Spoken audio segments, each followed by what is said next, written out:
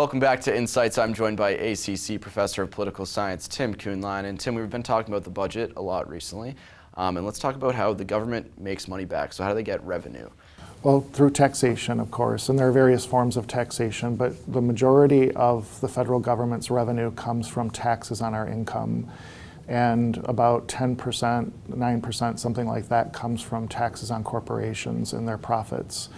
And then there are smaller amounts that come from, import taxes and things like that.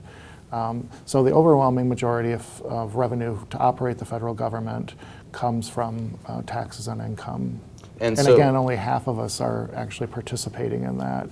There's this impression that it's, the sloughs of society that aren't paying, but they are certainly part of the equation, but they're not the critical mass. It's the modest incomes that are at thresholds that basically, if we tax them to any great extent, they would essentially be in poverty and therefore subject to a whole series of Social Security, social welfare benefits. And so what do you think is going to happen with taxes with the new Congress and President Trump? Well, there's clearly momentum for tax reform, and perhaps long overdue, particularly when we look at the loopholes and things that are distorting any reasonable attempt to ascertain how much revenue we can actually expect. We have the official rates, the marginal rates. No one pays those marginal rates. And those marginal rates appear to be very high. I think the highest bracket is 39.6%, and that was just recently as we got taxes back up to where they were before the Bush cuts. But no one pays those rates, right? We all have the standard deductions and whatnot. And so we talk about the effective rate. That's the real rate. When Mitt Romney made $20 million the year he was running for president and said he paid 14%, people were aghast, but that was all legal. And he should be in the upper brackets, right? $20 million a year. But he's taking advantage of legitimate loopholes that afford these provisions and then impact the equation in terms of the real revenue we're bringing in. And obviously it's not enough, right? We're falling short $500 billion $500 billion on average now per year shortage. So you expect some sort of tax reform, whether that it's likely going to be a cut in taxes? Yeah, I don't know so much about the personal income tax. I mean, those details haven't been really emphasized as much as the corporate tax, taking our corporate tax from 35 down to 20 or even 15%. And how that translates. Now, keep in mind that federal revenues are accounted for by only about, like I said, 9 to 10% of corporate tax revenue. So, how will this translate into actual revenue for the federal government? Well, it's obviously a reduction in revenues collected. The belief is that this will bring back some of the offshore resources that companies and individuals have been keeping out of the tax framework here.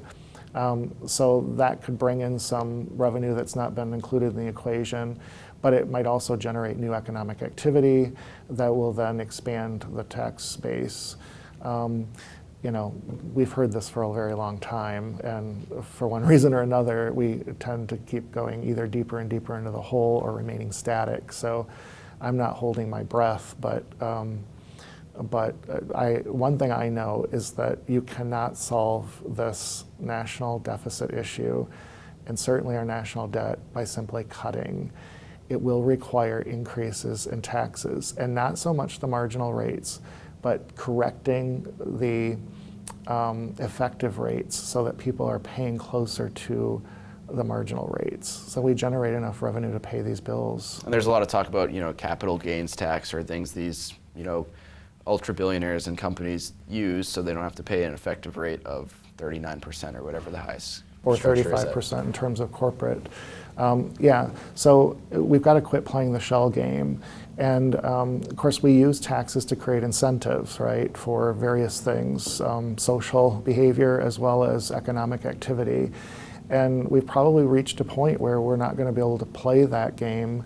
What we need is a cleaner, a standardized process that is fair, that generates the revenue from where the resources are, and it's quite frankly not in the hands of most Americans. It's concentrated, and but this is going to be a tough fight, because every point in history, when societies have been faced with these types of conundrums, this is really the foundation of the American Revolution. It was about taxes, people who didn't want to pay taxes, people who were forced to pay the taxes, and the reaction. It was the same situation in the French Revolution. And we have other minor examples of this, but how we manage this discussion is going to be critical, and getting the formula right is becoming increasingly ever more urgent. Well, it's definitely an interesting topic. I want to thank you for joining me this morning. Thank you. Well, that will do it for this edition of Insights. Be sure to join us at the same time, same place next week for even more. Insights into Northeast Michigan is produced by WBKB News. If you have any comments, suggestions, or topics you would like to see on a future show, please email WBKB News. This has been a production of Thunder Bay Broadcasting Corporation. All rights reserved.